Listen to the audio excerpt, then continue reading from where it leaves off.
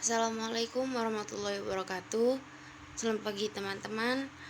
Jadi materi strategi pembelajaran pagi ini yaitu tentang metode dan teknik pembelajaran yang akan dipresentasikan oleh saya Dinuna Hanifah. Silakan disimak. Pokok-pokok pembahasan yang akan kita bahas itu nanti ada 3. Yang pertama ada pengertian metode pembelajaran. Yang kedua ada faktor-faktor penentu metode pembelajaran. Yang ketiga ada jenis-jenis metode pembelajaran. Yang pertama pengertian metode belajar. Jadi sebelum kita mengetahui apa itu pengertian metode belajar, kita harus mengetahui apa arti dari strategi pembelajaran, karena mereka itu ada kaitannya gitu ya. Strategi pembelajaran merupakan suatu rangkaian kegiatan yang telah dirancang guna untuk mencapai tujuan secara efektif dan efisien yang dilakukan oleh guru dan siswa. Lalu selanjutnya ada metode pembelajaran. Metode pembelajaran adalah cara yang digunakan guru untuk mengimplementasikan rencana yang sudah disusun dalam bentuk kegiatan nyata dan praktis untuk mencapai tujuan pembelajaran. Jadi strategi pembelajaran dan metode pembelajaran itu sangat nyambung, karena strategi itu strategi itu susunan kayak step-stepnya, lalu metode itu cara untuk melakukannya gitu. Next, metode pembelajaran menurut para ahli. Yang pertama ada dari Hasbi As-Siddiqi, yaitu seperangkat cara yang dilakukan guna mencapai tujuan tertentu dalam proses pembelajaran. Yang kedua ada dari Ahmadi, yaitu suatu pengetahuan tentang beberapa cara mengajar yang dipergunakan oleh guru atau infrastruktur. Yang selanjutnya ada dari Abdurrahman Ginting, yaitu cara atau pola yang khas dalam memanfaatkan berbagai prinsip dasar pendidikan serta berbagai teknik dan sumber daya terkait lainnya supaya terjadi proses pembelajaran pada diri siswa. Next ada yang nomor 2, yaitu faktor-faktor penentu metode pembelajaran. Nah, prinsip umum penggunaan metode pembelajaran ialah bahwa tidak semua metode pembelajaran itu cocok digunakan untuk mencapai tujuan pembelajaran dan situasi atau kondisi saat pembelajaran berlangsung. Jadi itu enggak semua metode itu cocok untuk orang itu. Kita menggunakan metode pembelajaran itu harus menyesuaikan kriteria orang itu maksudnya masuk dalam kategori apa gitu. Semua metode pembelajaran memiliki kekhasan tersendiri dan relevan dengan tujuan pembelajaran tertentu, namun belum tentu cocok pada tujuan dan situasi lain. Nah, seperti itu. 4 prinsip umum dalam menentukan metode pembelajaran. Yang pertama ada orientasi pada tujuan pembelajaran. Yang kedua ada orientasi pada aktivitas peserta didik. Yang keempat ada orientasi pada individualitas. Yang keempat ada orientasi pada integritas. Next. Selanjutnya ada faktor-faktor penentu metode pembelajaran. Yang pertama itu ada tujuan pembelajaran. Yang kedua ada kemampuan guru. Yang ketiga ada kemampuan peserta didik. Yang keempat dan kelima ada jumlah peserta didik dan jenis materi. Yang keenam ada alokasi waktu. Yang ketujuh atau yang terakhir ada fasilitas atau sarana prasarana. Next, yang kedua yaitu jenis-jenis metode pembelajaran.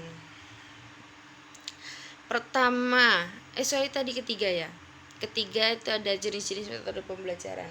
Yang pertama itu ada metode ceramah, yaitu dengan menyampaikan informasi secara lisan. Jadi kayak ngomong aja gitu. Kekurangan dari metode ini yaitu peserta didik lebih pasif karena hanya mendengarkan pengajar menyampaikan materi. Kegiatan belajar cenderung membosankan. Lalu kelebihannya, tenaga pengajar dapat mengendalikan kelas sepenuhnya dan proses pembelajaran lebih mudah dilakukan. Yang kedua, ada metode diskusi, yaitu suatu metode pembelajaran yang mengedepankan aktivitas diskusi siswa dalam belajar memecahkan masalah. Kekurangan dari metode ini yaitu cenderung didominasi oleh siswa yang suka berbicara dan diperlukan cara formal dalam menyampaikan pendapat.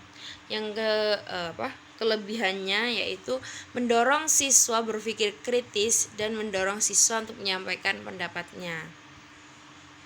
Next, yang ketiga ada metode demonstrasi, yaitu metode yang berbentuk praktikum. Kelebihan dari metode ini yaitu informasi lebih mudah dimengerti dan dapat meminimalisir kemungkinan kesalahan pengertian karena bukti konkret terlihat jelas. Lalu kekurangan dari metode ini adalah tidak semua materi pembelajaran bisa didemonstrasikan, hanya efektif bila siswa tidak terlalu banyak. Lalu yang keempat ada ceramah plus, yaitu seperti metode ceramah pada umumnya tapi disertai atau didampingi dengan metode lain. Misalnya itu ada ceramah plus tanya jawab, yang kedua ada ceramah plus diskusi dan tugas, yang ketiga ada ceramah plus demonstrasi dan latihan. Selanjutnya yaitu pembelajaran resitasi. Pembelajaran metode ini yaitu metode yang mengharuskan para siswa membuat resum mengenai materi yang sudah dijelaskan oleh pengajar. Kelebihan dari metode ini yaitu mendorong siswa untuk melatih cara menulis yang baik. Siswa cenderung lebih mengingat materi pembelajaran yang disampaikan oleh guru. Kekurangan dari metode ini yaitu beberapa siswa kemungkinan mencontek temannya. Sulit untuk mengevaluasi apakah siswa benar-benar memahami resum yang telah dibuatnya. Yang keenam, eksperimen. Melakukan kegiatan praktikum atau percobaan lab. Kelebihan dari metode ini yaitu siswa dapat bereksplorasi dan mengembangkan diri melalui percobaannya. Kekurangan dari metode ini, siswa tidak dapat melakukan eksperimen bila kekurangan alat dan tidak semua materi pelajaran bisa menggunakan metode eksperimen. Next. Yang ketujuh ada metode karya wisata, yaitu metode belajar yang memanfaatkan lingkungan atau tempat tertentu yang memiliki sumber ilmu bagi siswa. Kelebihan metode ini yaitu memanfaatkan interaksi langsung dengan lingkungan alam dan tempat-tempat tertentu. Kegiatan belajar lebih menyenangkan dan menarik. Kekurangan, harus melalui persetujuan banyak pihak. Banyak siswa yang lebih mengutamakan tujuan rekreasi ketimbang tujuan untuk belajar. Yang kedelapan ada metode latihan, yaitu metode pembelajaran yang dilakukan dengan cara melatih keterampilan soft skill para siswa dengan cara merancang, membuat atau memanfaatkan sesuatu. Kelebihan dari metode ini yaitu dapat melatih kecakapan motorik dan kognitif siswa dan dapat melatih fokus, kecepatan dan ketelitian siswa. Kekurangan dari metode ini yaitu beberapa siswa yang tidak berminat akan sulit beradaptasi. Next. Yang 9 ada metode perancangan, yaitu metode yang mana siswa didorong untuk mampu membuat suatu proyek yang nantinya akan diteliti. Kelebihan dari metode ini yaitu mendorong siswa untuk berpikir kritis dan mampu memecahkan masalah. Kekurangannya yaitu membutuhkan sumber daya dan fasilitas yang cukup besar. Nomor 8 ada metode debat. Siswa saling beradu argumentasi untuk membahas suatu permasalahan dan cara penyelesaian masalahnya. Kelebihan dari metode ini yaitu melatih siswa untuk menyampaikan dan mempertahankan argumentasinya dan mendorong siswa untuk mencari informasi untuk memperkuat argumentasinya dan melatih rasa kepercayaan diri. Kekurangan dari metode ini yaitu seringkali menimbulkan argumentasi yang tidak ada penyelesaiannya dan seringkali pendapat yang dikeluarkan tidak memiliki intisari dan hanya berisi sanggahan saja. Next. Yang kesembilan ada metode skrip kooperatif, yaitu metode pembelajaran ini memasangkan siswa dan menuntut siswa untuk menyampaikan intisari dari materi pelajaran secara lisan. Kelebihan dari metode ini yaitu melatih siswa dalam mendengarkan, menyimpulkan, dan menyampaikan intisari dari materi, melatih rasa kepercayaan diri manusia. Kekurangan dari metode ini yaitu bagi siswa yang tidak memiliki ketertarikan, maka mereka cenderung diam. Yang ke-12 ada metode mind mapping. Metode ini yaitu menerapkan cara berpikir yang runtun terhadap suatu permasalahan dan bagaimana terjadinya masalah dan cara penyelesaiannya.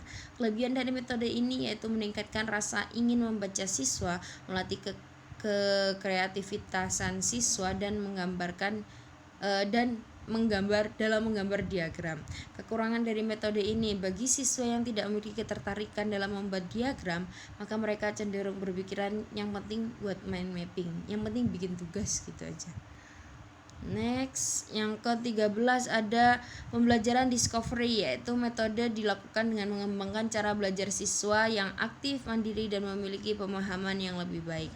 Kelebihan yaitu mengembangkan kemampuan kognitif siswa dan siswa dapat berpikir lebih luas, lebih mandiri, meningkatkan motivasi dan rasa kepercayaan diri.